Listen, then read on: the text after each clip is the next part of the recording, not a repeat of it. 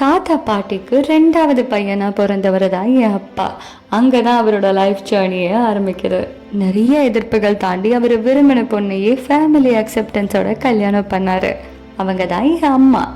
அவங்களுக்கு கிடைச்ச பொக்கிஷம் ஒரு குட்டி தேவதை, அதுதான் நான்.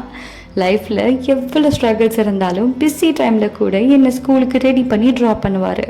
ஆட்டோ ஓட்டியிருக்காரு, ஃபினான்ஸ் ட்ரை பண்ணியிருக்காரு, லாக்டவுனில் ஃப்ரூட்ஸ் ஃப்ளவர்ஸ்லாம் சேல் பண்ணி ஃபேமிலி ரெஸ்பான்சிபிலிட்டியை தூக்கி பார்த்துக்கிட்டாரு.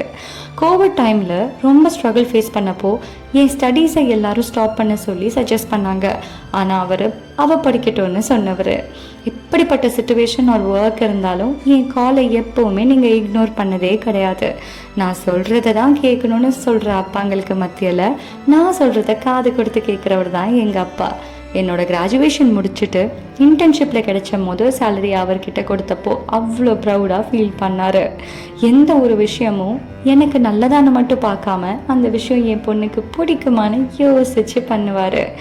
என் எல்லா ஹாப்பி மூமெண்ட்ஸ்லேயும் எஸ்பெஷலி எல்லா பர்த்டேக்கும் டைரி மில்க் சில்க் வாங்கி கொடுக்க மறந்ததே கிடையாது. நான் எப்போ அவர் கையை பிடிச்சாலும் அவ்வளோ சேஃபாக ஃபீல் பண்ணியிருக்கேன். என்னை பார்த்து நிறைய பேரும் அவ்வளோ ஹாப்பியாக இருக்கும். செம்மையாக கேர் பண்ணுவார்.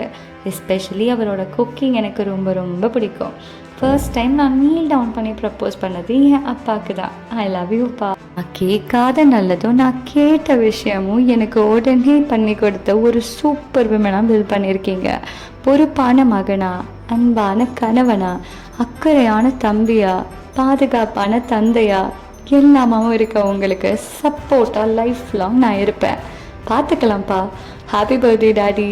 Love you for ever.